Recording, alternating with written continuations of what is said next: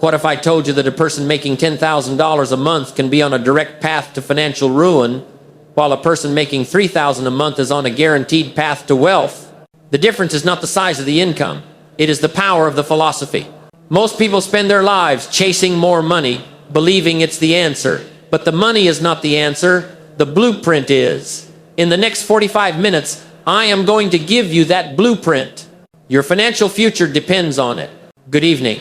Tonight, I want to talk about a subject that is, for many, the most uncomfortable, the most emotionally charged, and yet one of the most critically important subjects of our entire lives. We are going to have an honest, intelligent, and long overdue conversation about money. Now, I can feel the shift in the energy already. The very word stirs a storm of emotions within us, doesn't it? It is a subject we are taught to avoid in polite company. It is a subject that can create tension at the family dinner table.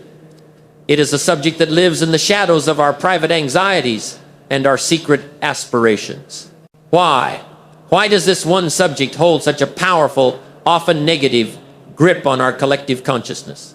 It is because money, more than almost any other topic, touches upon our deepest and most vulnerable questions about ourselves. Questions of worth, questions of success and failure, questions of security and freedom, questions of greed and generosity. To talk about money is to talk about the very architecture of our lives and the character of the person living within it. For so many of us, our relationship with money is a conflicted one. There is a natural and healthy longing for the security, the freedom, the choices, and the comfort that financial resources can provide.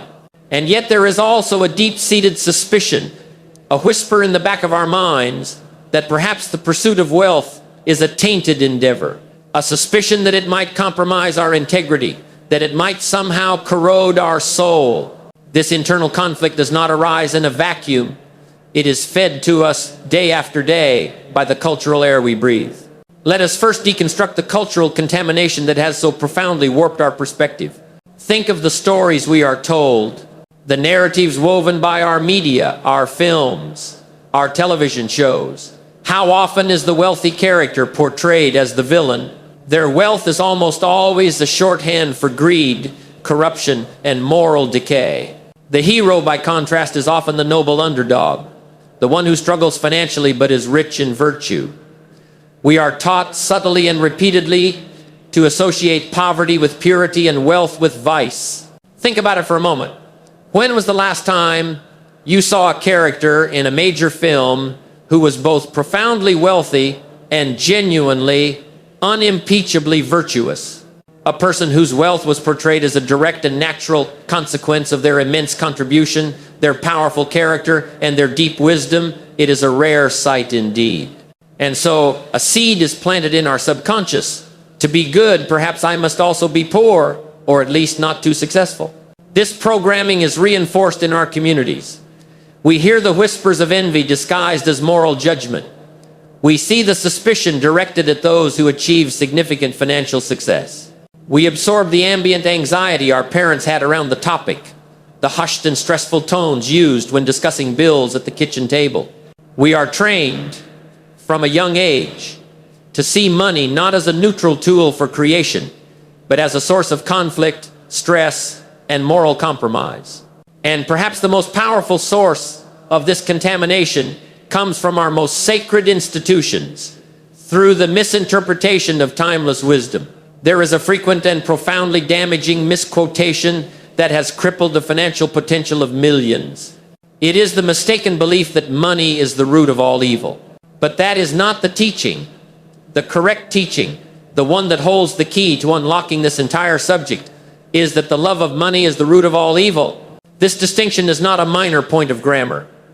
It is the philosophical hinge upon which your entire financial destiny swings. Let us dissect this for a moment. What is the love of money? It is obsession. It is servitude. It is the moment when money ceases to be your tool and instead becomes your master. It is when the pursuit of the dollar eclipses your core values. It is when you are willing to sacrifice your health, your family, your integrity, your peace of mind on the altar of accumulation. The love of money is when you become a slave to your own possessions. That is, and always will be the root of a life of misery. But the mastery of money, the wise stewardship of resources, is something else entirely. It is a noble pursuit. The goal is not to be possessed by your possessions. The goal is to develop a philosophy so strong, a purpose so clear, and a character so robust that money becomes nothing more than a useful and powerful tool in the hands of a master craftsman you. It is a tool to build a better life for your family, a tool to create opportunities for your community, a tool to support the causes that stir your soul, a tool to purchase the greatest of all commodities, time. The time and freedom to experience the fullness of this incredible gift called life. This brings us to the central guiding principle that must redefine our entire conversation. Let us call it the Amplifier Principle. Money is an amplifier. That is all it is. It is a form of power, and like any form of power, it simply makes you more of what you already are. Money is a magnifying glass that reveals your true character. If you are a generous and compassionate person, more money will simply allow you to be more generous and more compassionate on a larger scale. If you are a greedy and insecure person, more money will only amplify that greed and deepen that insecurity. If you are a disciplined and wise steward of small resources, more resources will reveal you to be a disciplined and wise steward of great resources. If you are a fool with a little money, a lot of money will only give you the stage and the opportunity to be a magnificent fool. Money has no character of its own. It is a neutral current of energy. It simply takes on the character of the person who wields it. I once knew two men who both received a significant, unexpected inheritance. The first man was a man of great character, but modest means. He was a pillar of his community, always the first to volunteer, always generous with his time. When the money came, it simply amplified his nature. He used it to pay off his home, secure his family's future, and then he established a foundation to provide scholarships for underprivileged youth in his town. The money amplified his generosity. The second man was a man of weak character. He was prone to instant gratification and had little discipline. When the money came, it amplified his nature. He bought a faster car, a bigger house, and surrounded himself with fair weather friends. Within a few short years, the money was gone, and he was left with more debt and deeper problems than when he started. The money amplified his foolishness. So you see, the question we must ask is not, is money good or bad? That is the question of a child. The question of an adult, the question of an architect of a great life is this: am I a good and wise person? Because if you are, then you have not only the right, but perhaps even the responsibility to acquire the resources that will allow you to amplify that goodness in the world. This reframes the entire pursuit. The goal is not to get rich. The goal is to become the type of person who deserves to be rich. The kind of person who can be trusted with power. The kind of person who sees wealth not as a means for self-indulgence, but as a tool for a higher purpose. This is the noble pursuit. It is the shift from chasing dollars to cultivating character. It is the understanding that what we are truly building is not a bank account, but a life of value. And when you focus on building a life of extraordinary value, the bank account has a way of taking care of itself. So let us agree here and now to have a new conversation. Let us discard the old contaminated beliefs that have held us back. Let us put away the suspicion, the envy, and the fear. Let us agree that money is a neutral tool. Let us agree that it is an amplifier of our existing character. And let us agree that the pursuit of it, when done for the right reasons, the pursuit of freedom, of contribution, of creating a life of choice and impact, is a worthy and noble endeavor. Now that we have redefined the subject, now that we have cleared the philosophical ground, we are ready to build. We are ready to learn the rules of this powerful game. We are ready to construct the blueprint that will ensure we become worthy masters of this tool and not its slaves. We are ready to discuss the plan. In our last conversation, we opened the door to a subject often shrouded in discomfort and misunderstanding. We redefined money not as a source of evil, but as a neutral tool, an amplifier of our existing character. We gave ourselves permission to pursue it, not for the sake of accumulation, but for the freedom and the capacity for contribution it provides. Now, with this new, healthier perspective, we must take the next logical step. We must turn our gaze away from the tool itself and focus with unflinching honesty on the craftsman, on ourselves. For if we are to become masters of our financial destiny, we must first understand the most important principle of all, the inner game of wealth. This is the game that is played not in the marketplace, but in the 6 inches between your ears. It is the game of philosophy, of discipline, of character. And here is the fundamental rule of that game. Your external financial world is nothing more than a mirror, a perfect reflection of your internal world. Your life is a printout. Your bank account, your debts, your investments, these are merely the physical manifestation of the document you have written in your mind. The document is your philosophy. It is the sum total of your habits, your beliefs, and your sense of responsibility. If you do not like the printout, you must not yell at the printer. That is a form of insanity. You must have the courage and the wisdom to go back and edit the document. So, I ask you to look at the printout of your own life. Look at it not with judgment, but with the curious and detached eye of a scientist. Are there warning signs? Are there symptoms? If you find yourself consistently living beyond your means, even slightly, that is a symptom. If you find yourself avoiding opening your bills or checking your bank balance, that is a symptom. If you have a general feeling of clutter, of disorganization, of being out of control when it comes to your finances, that is a symptom. These are not failures of character. Do not treat them as shameful secrets. See them for what they are, signals. They are the gentle, persistent guides from reality, telling you that something in your core philosophy, in the original document, needs to be edited. They are the check engine light on the dashboard of your life.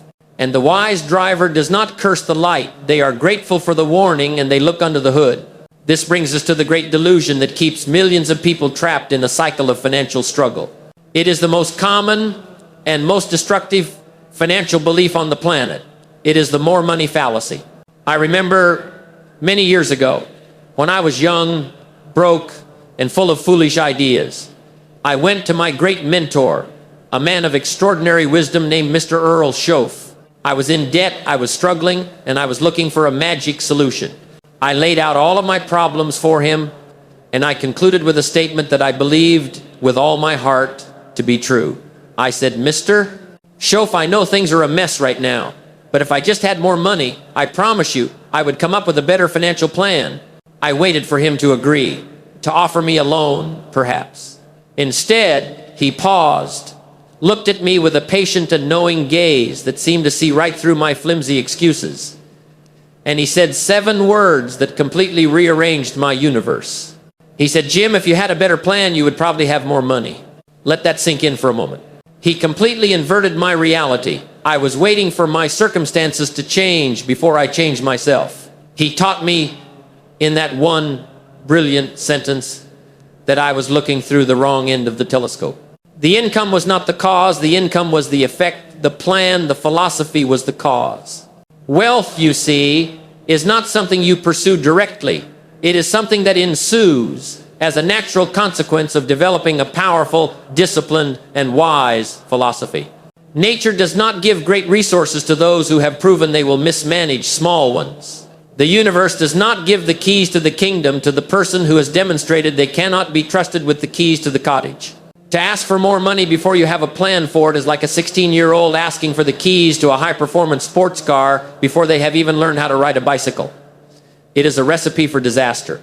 This is why we see the tragic stories of lottery winners, of athletes, of entertainers who receive a massive windfall of money and within a few short years end up broke or even worse off than when they started.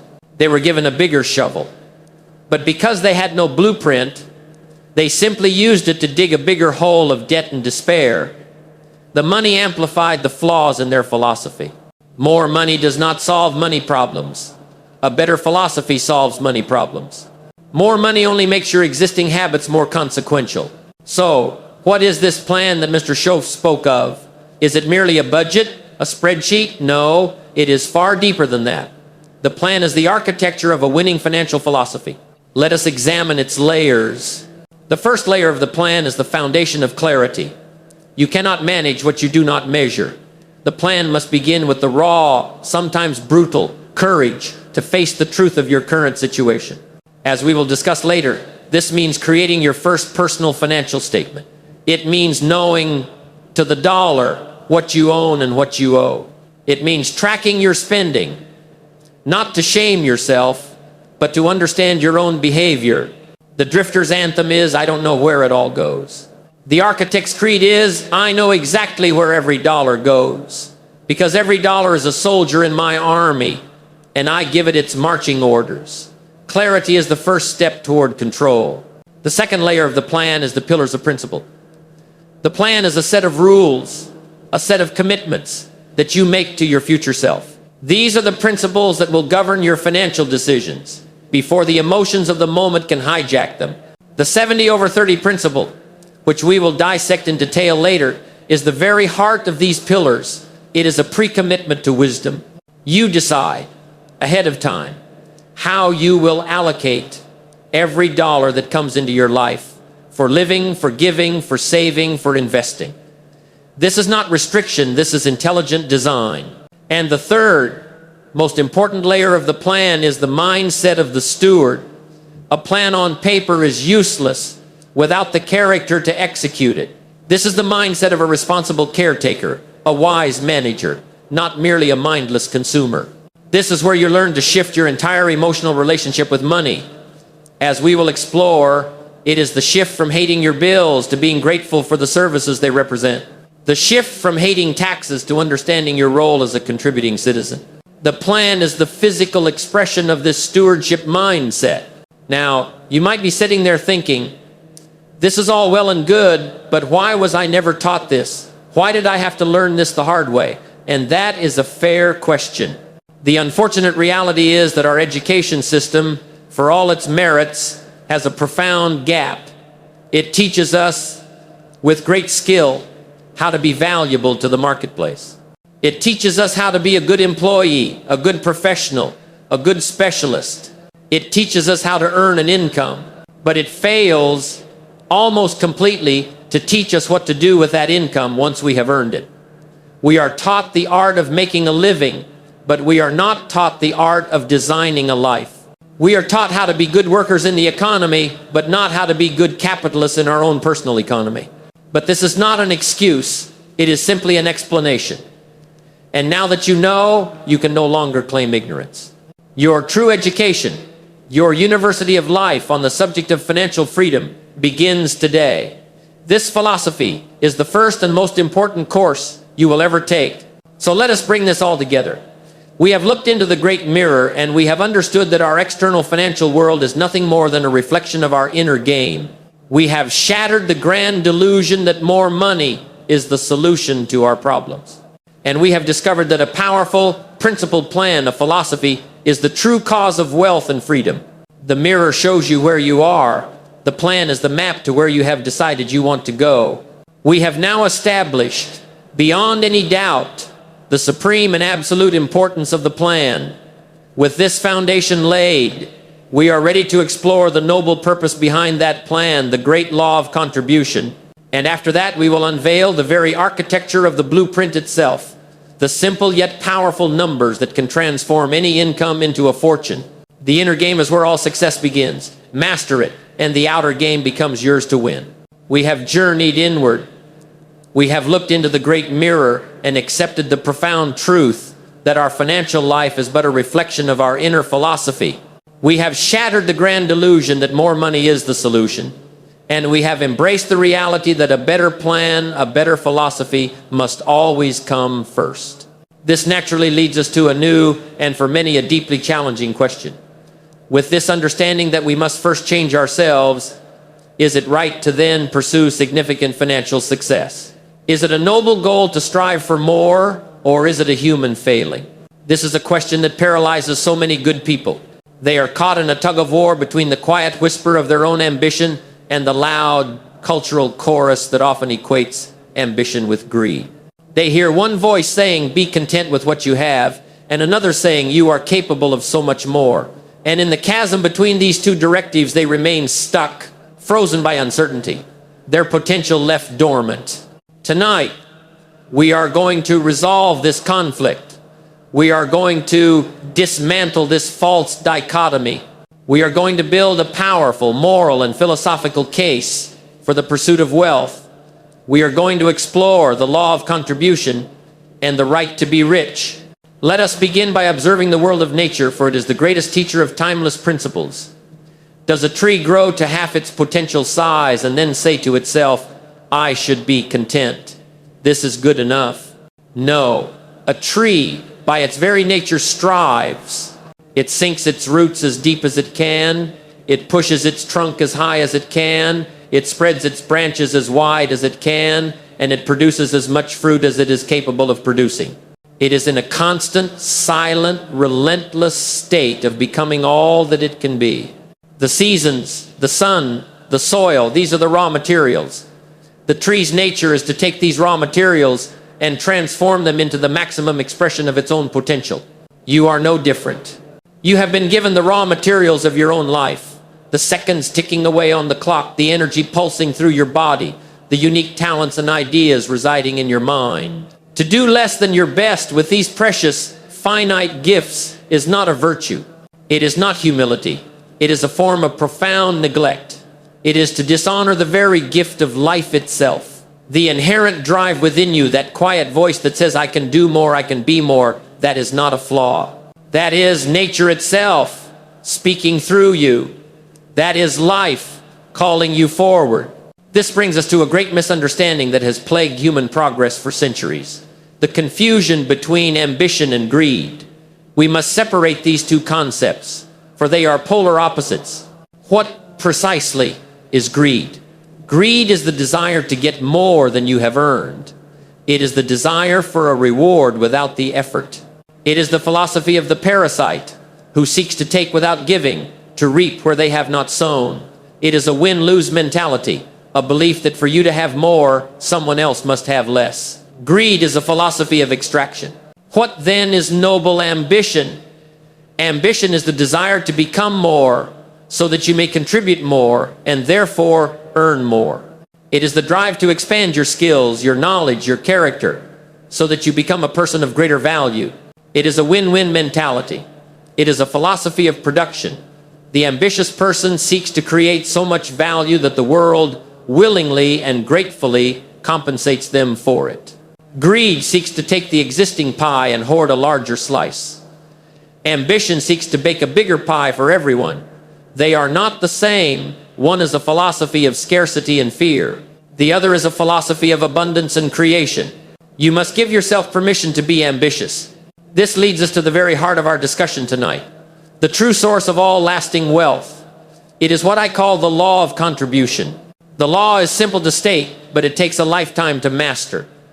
It is this: your personal income will be in direct proportion to the value you deliver to the marketplace. Let me say that again. Your income will be in direct proportion to the value you deliver. Wealth is not something you pursue. Wealth is not something you chase. Wealth is something that ensues as a natural and predictable consequence of becoming a person of immense value. If you wish to change your income, you must not focus on your income. You must focus with obsessive intensity on your value.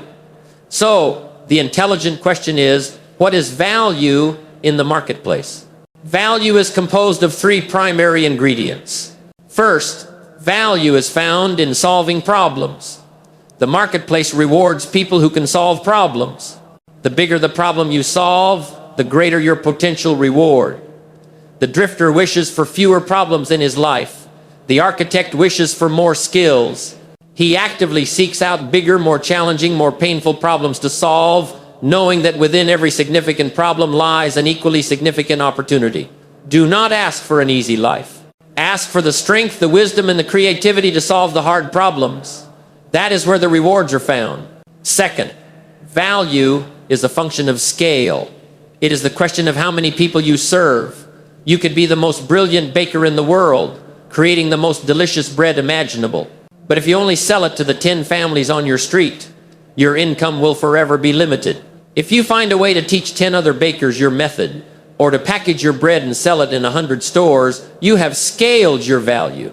The marketplace rewards not just the quality of your contribution, but the quantity of people your contribution reaches. Ask yourself, not only how good am I at what I do, but also how many lives can I touch with my skill, my product, my service? Third, value is determined by your replaceability. How rare are your skills? How unique is your combination of talents? The marketplace is like any ecosystem. It rewards rarity. If there are 1 million people who can do what you do, your value is limited by competition. If you are one of only a handful, your value is immense. This is why the pursuit of mastery is the ultimate form of financial security. This brings me to the story of the two carpenters. It is a simple story, but it contains the entire philosophy. The first carpenter worked for a construction company. His philosophy was to do a good enough job. He would show up on time, he would cut the boards, he would hammer the nails. He did what was asked of him. He was a good worker, but his goal was to get through the day and collect his paycheck. He was highly replaceable. His skills were common. He solved a small, immediate problem for his employer, and he was compensated fairly for it. He made a living. The second carpenter began in the same position, but he had a different philosophy. He was not just interested in the job, he was obsessed with the craft. In his spare time, he didn't just rest, he studied. He read books on ancient joinery, on architectural design, on the properties of rare woods. He practiced his skills relentlessly, not just meeting the standard, but setting a new one for himself. Soon, his mastery began to show. His work was not just good enough, it was exquisite. His employer noticed. Clients began to ask for him by name. He was no longer just a carpenter, he was a craftsman. He was becoming less and less replaceable. His value was increasing. He eventually started his own small business.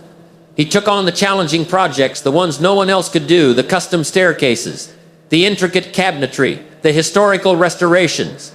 He solved bigger problems. He served a clientele that valued his rare skill. His income grew, not because he chased it, but because he was a person of such undeniable value that the income had no choice but to follow him. Years later, he was not just a carpenter, he was a renowned artisan with a team of apprentices, learning his craft, scaling his value to serve even more people. The first carpenter spent his life working on his job. The second carpenter spent his life working on himself.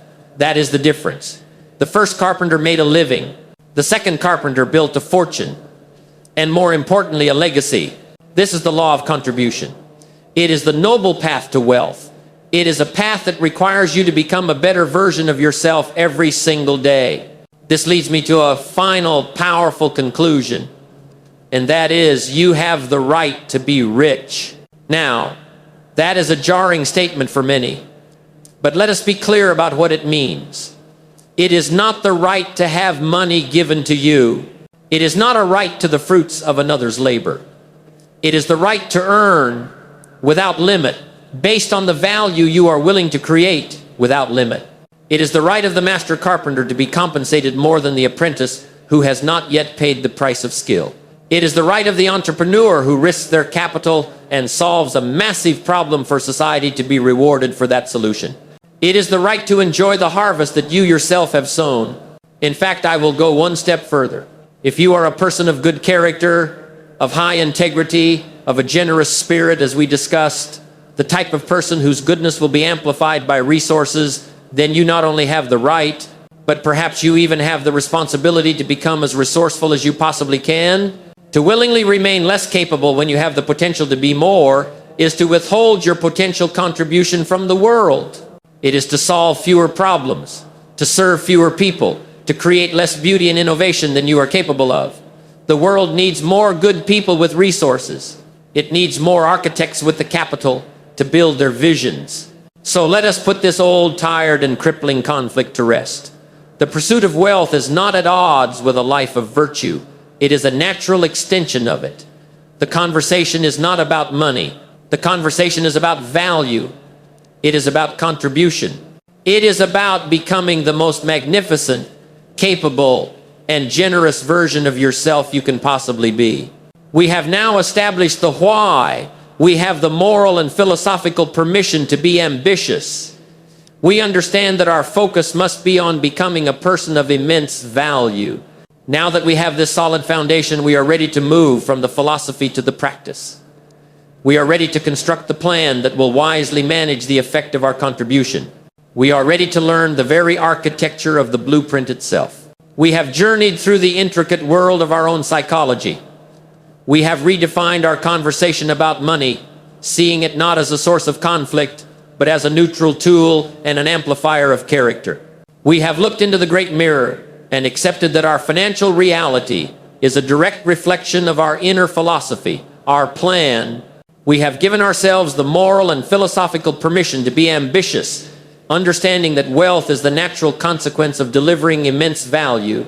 The why is now firmly in place. You understand the foundational principles. But a philosophy without a practical application is merely a dream. A grand vision without a blueprint is a fantasy.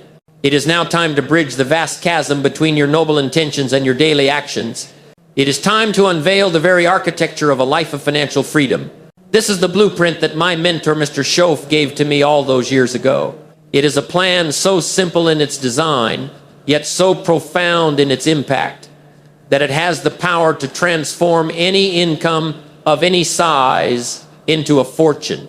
It is not a budget, for a budget often feels like a cage of restriction. This is a blueprint for freedom. It is not a list of things you cannot do. It is a declaration of who you are choosing to become. The first principle of this blueprint is that it is proactive, not reactive. You must make the decisions about where your money will go before it arrives. You design the channels for the river before the flood of the paycheck comes, so that every dollar is directed with purpose, not left to wander into the swamps of mindless spending. Now, before we divide our resources for our own benefit, we must first fulfill our obligation as citizens of a free and prosperous society. We must address the subject of taxes. The drifter, in his philosophy of scarcity, sees taxes as a punishment. He says, they are taking my money. He complains, he grumbles, he sees it as a loss. The architect, operating from a philosophy of abundance and participation, sees it differently.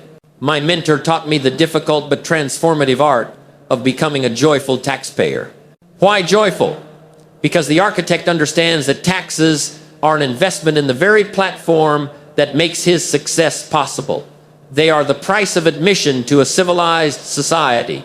The roads you drive on, the infrastructure that supports your business, the legal system that protects your property, and the public safety that allows your children to play in the park. This is the fertile soil in which all enterprise grows.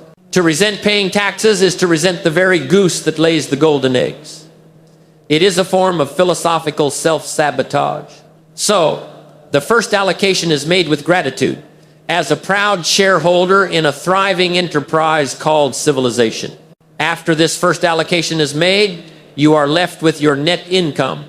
And this is where the great blueprint, the 70/30 principle, begins. The first rule is one of profound discipline. You must learn to live on 70% of your take-home pay, not 100%, not 90%, 70%. This is the portion for your lifestyle. This is for your home, your food, your clothing, your transportation, your enjoyment. This is not a call for a life of painful deprivation. It is a call for a life of intelligent design. It is about crafting a beautiful life within your means. This principle is the great wall that protects you from the most common enemy of wealth, lifestyle inflation. It is the insidious tendency for your expenses to rise in perfect lockstep with your income, ensuring that no matter how much you earn, you are always just one paycheck away from zero. A bigger income without this discipline only buys you a more expensive version of the same cage. The 70% rule draws a line in the sand. It is a declaration that your future is more important than a bigger car or a fancier dinner today. So what happens to the other 30%? This is the sacred portion. This is your seed corn. A wise farmer, no matter how hungry he may be, must never ever eat his seed corn. For that seed holds the promise of all future harvests. This 30% does not belong to your present self. It belongs to your future self, to your family's security, and to your legacy. And this sacred 30% is to be divided into 3 equal, powerful streams of purpose. The first 10% is the account of abundance, the practice of giving. This is your charity, your tithe, your philanthropy. And it must be the very first 10% you allocate.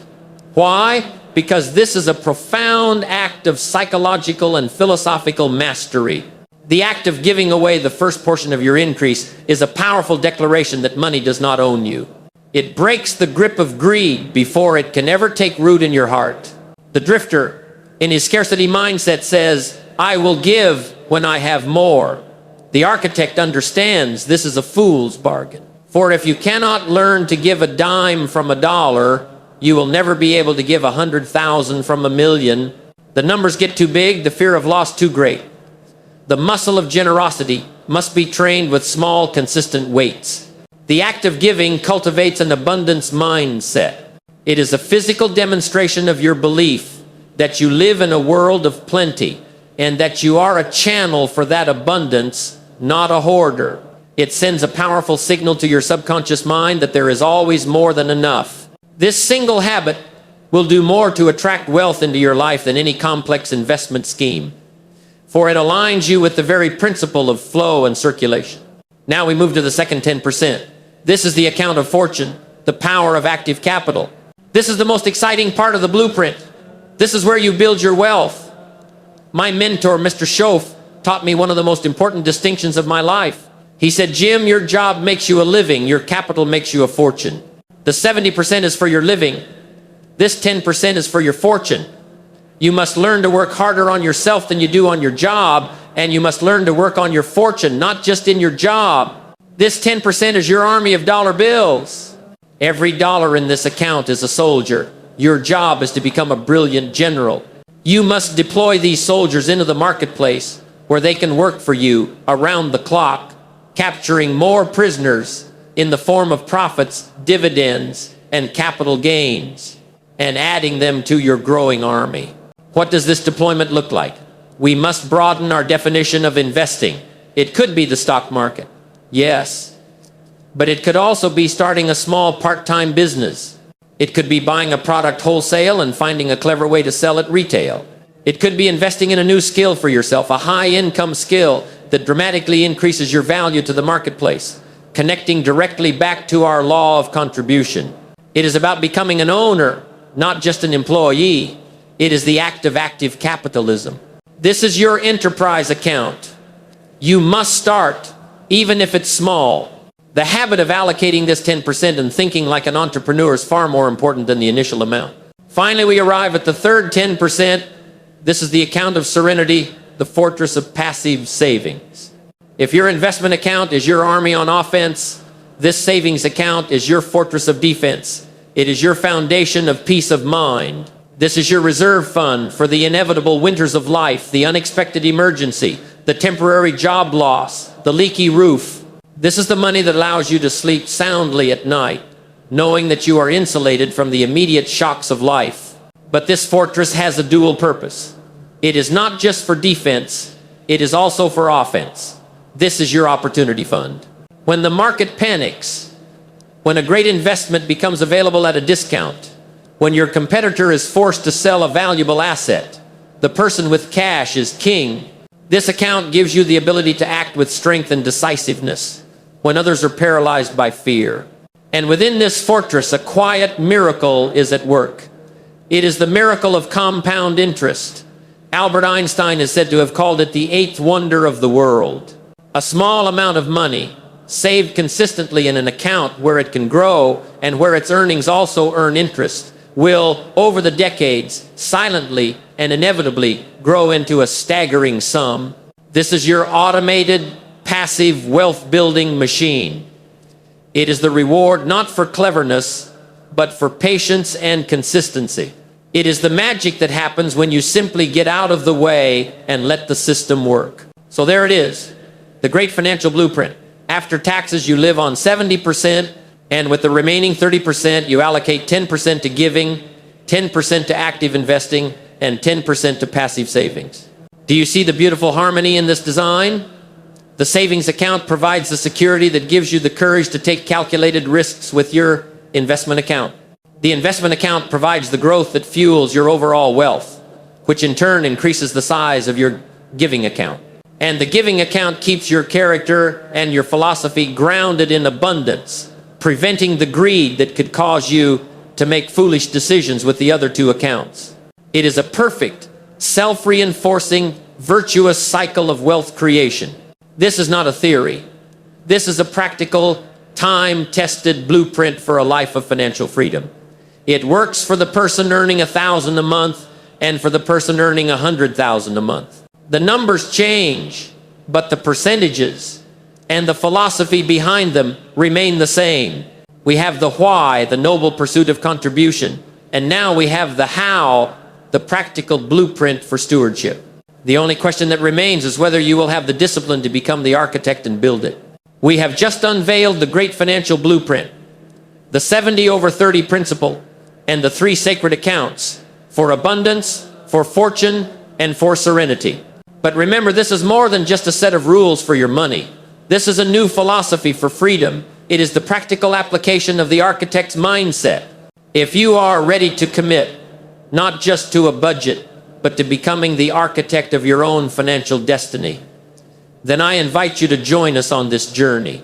By subscribing to this channel, you are declaring your commitment to a life of design, not default. Click that subscribe button and turn on notifications, so you never miss a principle that will empower you on your path. We have spent our time together constructing a powerful blueprint. We have laid the foundation by redefining our conversation about money. We have explored the inner game of wealth, understanding that our philosophy, our plan is the cause, and our income is merely the effect. We have established the noble purpose behind our ambition with the law of contribution. And we have just unveiled the very architecture of financial freedom, the great 70/30 principle. You now have the blueprint. You have the numbers. You have the strategy. But a blueprint, no matter how brilliant, is merely an inanimate drawing on a piece of paper. It has no power on its own. It requires one final vital element to bring it to life. It requires a master builder. It requires a wise and faithful steward to execute the plan, not just for a week or a month, but for a lifetime. And so we arrive at the final and perhaps most important part of our entire philosophy. We must now discuss the mindset that makes the blueprint work. We must explore the art of stewardship and the philosophy of legacy. As you have listened to this blueprint, some of you may be feeling a sense of excitement, but others, I imagine, may be feeling a quiet sense of regret. Perhaps you are thinking, this is a wonderful plan, but I am so far off course. I have made so many mistakes. It is too late for me. Let me address that feeling directly. It is a lie. It is a lie whispered by the voice of the drifter within you, the voice that wants to keep you trapped in the prison of your past. I want you to consider the journey of the most sophisticated spacecraft ever built. On its long voyage from the Earth to the Moon, for what percentage of the time do you think it is perfectly on course? The answer from the engineers is astonishing. For over 97% of the journey, the spacecraft is in fact off course. Its genius is not in a perfect, unerring launch. Its genius lies in its constant, unending ability to monitor its position, to recognize it is off course, and to make small, intelligent, mid-course corrections. Your life is that spacecraft. Your past is not your destination. Your past is simply data that provides your current location. The power is not in never having made a mistake. The power lies in your willingness today to make a mid-course correction. It is never too late to pivot. In fact, the journey of life is the journey of constant correction. The moment you decide to implement this new plan, you have just fired the thrusters. You are on a new trajectory starting now. So, how do we begin to make these corrections? The first act of a responsible captain is to get an honest reading of their current position. This brings us to the first discipline of the steward. You must become the CEO of You Incorporated. Imagine your life as a business. You Incorporated, and you are its chief executive officer. A CEO who does not read their company's financial statements is a negligent CEO, and a negligent CEO will inevitably run their enterprise into the ground. It is your duty as the CEO of your life to know your numbers. Mr. Schoaf once asked me if I had a financial statement, and I confess I didn't even know what the term meant. He explained it with beautiful simplicity. You must create two simple but powerful documents. The first is the story of your past. On one side of a piece of paper, you list everything you own of value, your assets. On the other side, you list everything you owe, your liabilities. You subtract the debts from the assets. That number is your net worth. This number does not define your character. It does not measure your worth as a human being, but it does give you an honest starting point. It is the truth of your financial past. The second document is the story of your present. It is your income and your expenses. You must know with clarity how much is coming in each month and where it is going. You must have the courage to banish the drifter's anthem from your vocabulary forever. The anthem that says, I don't know where it all goes. That is the language of the powerless, the language of the victim. The CEO knows where it goes. The steward directs where it goes. This is not glamorous work. It is not exciting, but it is the absolute foundation of control. The act of measuring and tracking your finances is not a passive act of bookkeeping. It is an active act of consciousness. It forces you to be aware of your own habits, your own choices. And in that awareness, the power to change is born. You cannot change what you do not acknowledge. Once you have this clarity, once you are operating as a responsible CEO, you must then cultivate the inner world of a master steward. This is where we learn the alchemy of attitude. A great plan, executed with a poor attitude, will eventually fail. The psychological burden of resentment and negativity will sabotage the most brilliant of blueprints. I learned this from my mentor. I used to be a man filled with financial hatred. My inner monologue was a litany of complaint. I would say, I hate paying my bills. I hate paying taxes. I hate parting with my money. And my life, in turn, was filled with that same hateful, negative energy. Then I learned the art of the great reframe. I learned to change my language, and in doing so, I changed my entire emotional reality. This is not about lying to yourself. It is about consciously choosing a more powerful, more empowering, and frankly, a more truthful perspective. I began to practice a new language. Instead of I hate paying taxes, I taught myself to say, I love paying my taxes. Why? Because it means I am a participating citizen in a free and prosperous society. It means I have an income to be taxed on. It means I am investing in the very platform of opportunity that allows my enterprise to flourish. Instead of I hate paying my bills, I learned to say, I love paying my bills. Why? Because every bill represents a service I have enjoyed. When I pay my electricity bill, I am expressing gratitude for the light that allowed me to read and the warmth that kept my family comfortable.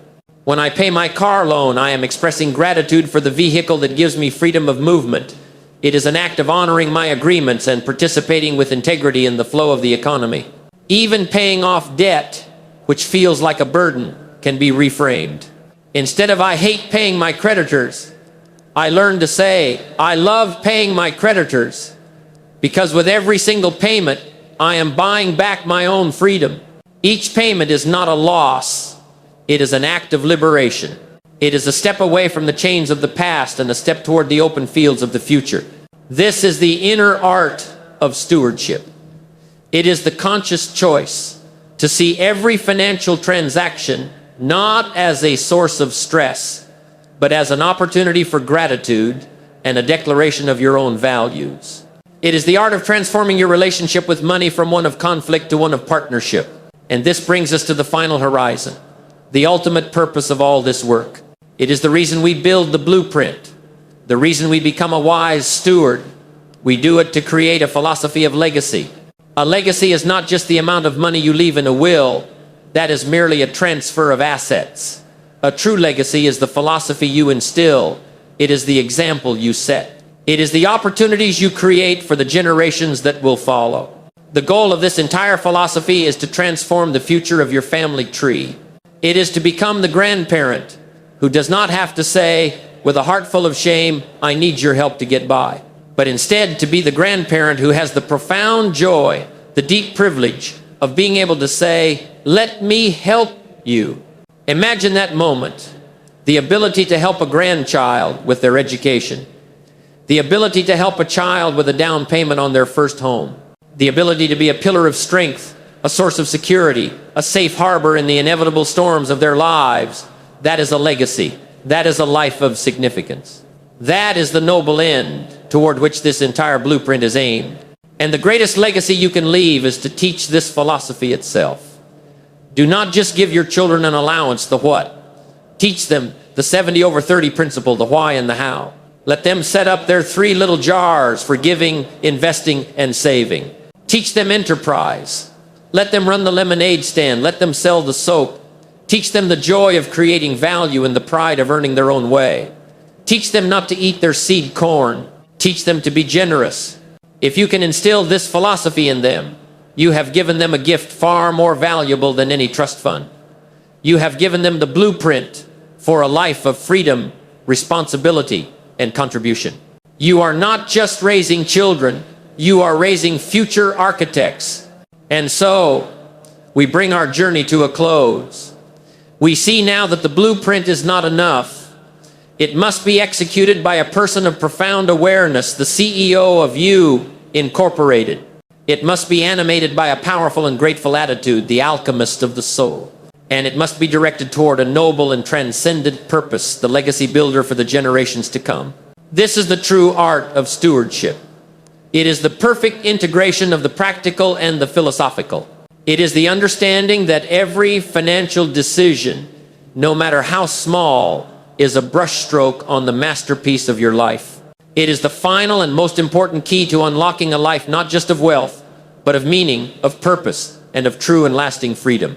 We have traveled a great distance together tonight through the intricate and often challenging landscape of our own philosophies.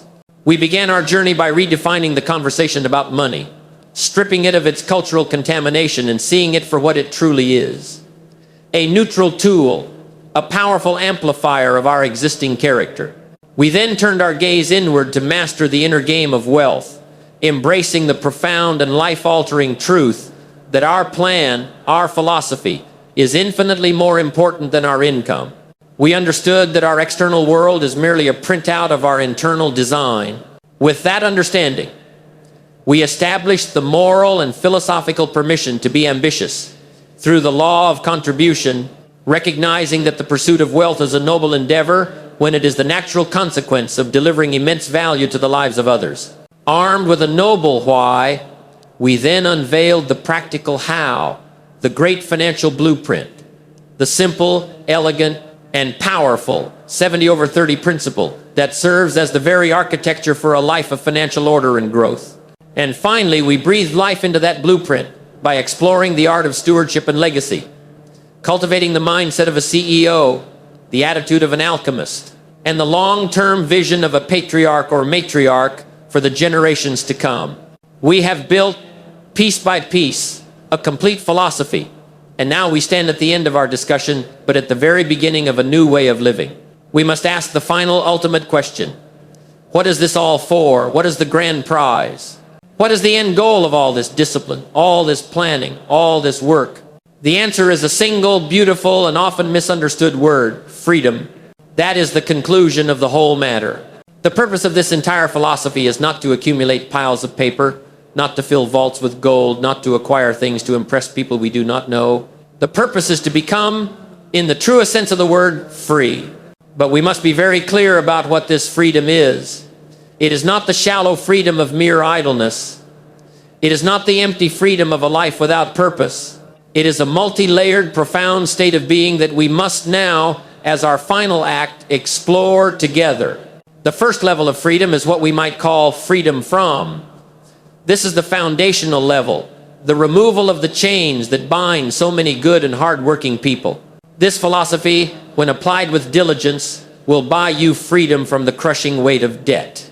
It will grant you freedom from the gnawing sleepless anxiety of living paycheck to paycheck, one small emergency away from disaster. It will give you the freedom to walk away from a job that is crushing your spirit, from a boss who is destroying your dignity, or from a business partnership that violates your integrity. It is the freedom from the quiet desperation that defines so much of modern life. This is the first and most urgent prize. It is the act of breaking out of the prison, but that is only the beginning. Once the chains are broken, you discover a higher and more magnificent form of liberty. This is freedom too. This is the freedom that allows your life to truly begin. It is the freedom to create, to innovate, to pursue a passion or a curiosity. Not because it pays the bills, but because it sets your soul on fire. It is the freedom to spend your time, your most precious, non-renewable asset, with the people you love most when they need you most. It is the freedom to be fully present with your children, unburdened by the constant worry of financial stress. It is the freedom to contribute your resources to the causes that break your heart. The freedom to build a church, to fund a scholarship, to support an artist, to protect a piece of the natural world. It is the freedom to say a powerful, resounding yes to the deepest callings of your heart. And perhaps the most powerful freedom of all in this category, it is the freedom to say no.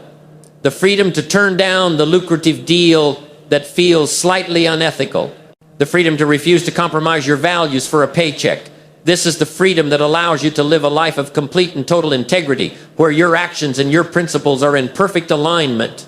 Freedom from is about breaking chains. Freedom to is about growing wings.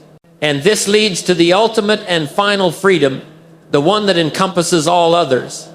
It is the freedom to become the person you were truly meant to be. It is the freedom to pursue the full measure of your own potential, intellectually, spiritually, and philosophically, unconstrained by the grinding necessities of mere survival. It is the freedom to build not just a life, but a legacy. And this brings us back to the great choice that has been the silent undercurrent of our entire conversation. The choice to live by a philosophy, the choice to adopt a new plan. I must tell you a truth that is both simple and profound. The power to change your entire life is not in your next paycheck. It is not in your next promotion. It is not in your next lucky break. The power to change your life is in your next decision. There is a moment in every person's life that I call the decision threshold.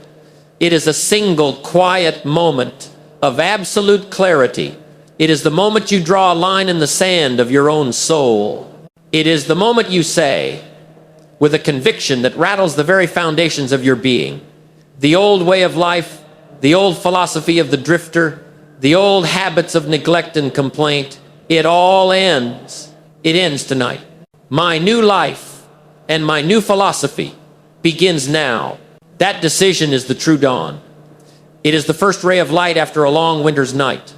It does not matter how far off course you have been. It does not matter how many mistakes are in your past.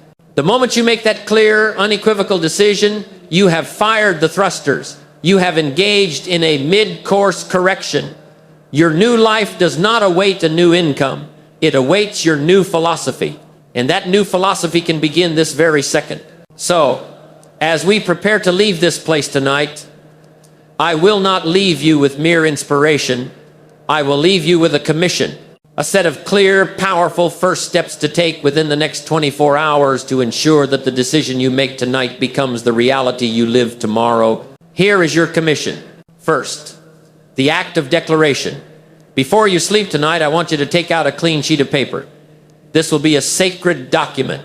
At the top, you will write, "My blueprint for financial freedom."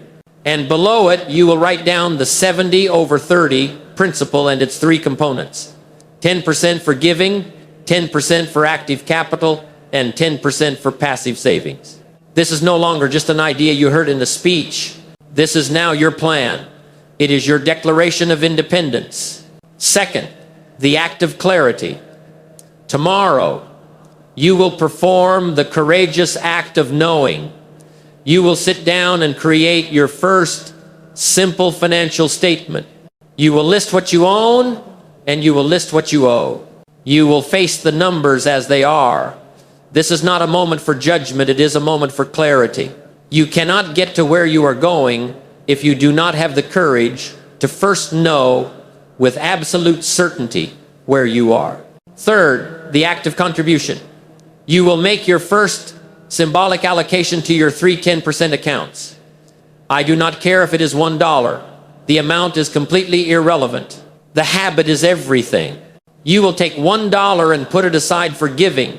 You will take $1 and label it your fortune-building capital. You will take $1 and place it in your savings. This small physical act will begin to rewire your brain. It will begin to break the psychological grip of scarcity and signal the beginning of your new life as a steward. And finally, the act of stewardship. The very next time you pay a bill tomorrow, the next day I want you to pause. Before you send the payment, I want you to hold the bill in your hand. And instead of the old familiar feeling of resentment, I want you to practice the art of gratitude. Say out loud, I am grateful for the service that this represents. Feel it. This is the first step in the alchemy of attitude. This is your commission: to declare your plan, to seek clarity, to start the habit, and to practice the new attitude. This is the path. It is not an easy path. It is a path of discipline, of consciousness, of character, but it is the path to freedom. It is the path that allows you to build a life of choice, a life of impact. It is the path that ends with you becoming the grandparent who is a pillar of strength, the one who has the profound joy of offering help, not the one who needs it. The philosophy we have built together tonight is not a destination. It is a journey. It is a lifelong practice of becoming a better steward, a greater contributor, and a freer human being. The ultimate purpose of wealth is not to insulate you from life, but to allow you to engage with it more fully. The ultimate freedom is not the freedom from responsibility, but the freedom to choose your responsibilities. And the ultimate legacy is to build a life so well designed, so full of wisdom and abundance, that it becomes a source of light and opportunity for others long after you are gone. Your new life awaits your new philosophy. The decision is the dawn. Start today. Thank you for joining me on this profound journey into the philosophy of wealth and freedom tonight. We have laid the foundation. We have constructed the blueprint. And we have set our sights on a legacy of strength and contribution. This is a path best walked together. If this philosophy has sparked a new sense of possibility for you, please share this message with someone you care about who may also be ready to begin their journey. And to continue your own journey with us, to receive more principles for a life of success and meaning, I invite you one last time to subscribe to the channel and become a part of this growing community of architects. Your new life awaits your new philosophy. Start today.